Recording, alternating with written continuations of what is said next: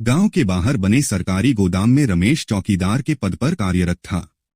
वह एक ईमानदार और कर्तव्यनिष्ठ व्यक्ति था जो अपनी ड्यूटी को सर्वोच्च प्राथमिकता देता था। गोदाम में अनाज और अन्य कीमती सामान रखे जाते थे, इसलिए चौकीदार की जिम्मेदारी बहुत महत्वपूर्ण थी। एक रात जब रमेश अपनी ड्यूटी पर था, तेज आंधी तूफान के साथ बारिश होने लगी। चारों ओर अंधेरा छाया हुआ था और बिजली बार बार चमक रही थी। अचानक रमेश ने गोदाम के पीछे से कुछ हलचल सुनी। वह सतर्क हुआ और टॉर्च लेकर वहां गया। उसने देखा कि कुछ लोग चोरी करने के इरादे से गोदाम की दीवार फांदने की कोशिश कर रहे थे। रमेश ने बिना समय गवाए अपनी सीटी बजाई और डंडा लेकर उनकी ओर बढ़ा। चोर डर गए और भागने लगे, लेकिन उनमें से एक गिर गया। रमेश ने उसे पकड़ लिया और पुलिस को सूचना दी।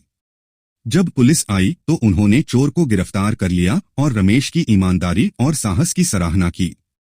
एक दिन गांव का एक अमीर व्यापारी रमेश के पास आया और कहा, अगर तुम हमें गोदाम से कुछ अनाज चोरी करने दोगे तो हम तुम्हें अच्छा पैसा देंगे। यह सुनकर रमेश नाराज हो गया और बोला, मैं अपनी ईमानदारी किसी भी कीमत पर नहीं बेच सकता। यह अनाज गरीबों के लिए है, इसे चुराने का मतलब है उनकी मेहनत और हक को छीनना। व्यापारी ने उसे लालच देने की बहुत कोशिश की, लेकिन रमेश अपने संकल्प पर अडिग रहा। उसने इस घटना की जानकारी अपने अधिकारी को दी, जिससे व्यापारी को सजा मिली। रमेश की ईमानदारी और निष्ठा की खबर पूरे गांव में फैल गई। अधिकारियों ने उसे सम्मानित किया और उसकी सैलरी बढ़ा दी। गांव के लोग भी उसे बहुत सम्मान देने लगे।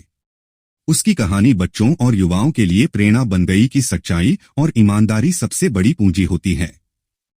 रमेश की कहानी हमें यह सिखाती है कि ईमानदारी का कोई मूल्य नहीं लगाया जा सकता। चाहे कोई कितनी भी कठिनाई क्यों न आए, सही रास्ते पर चलते रहना ही सच्ची बहादुरी होती है।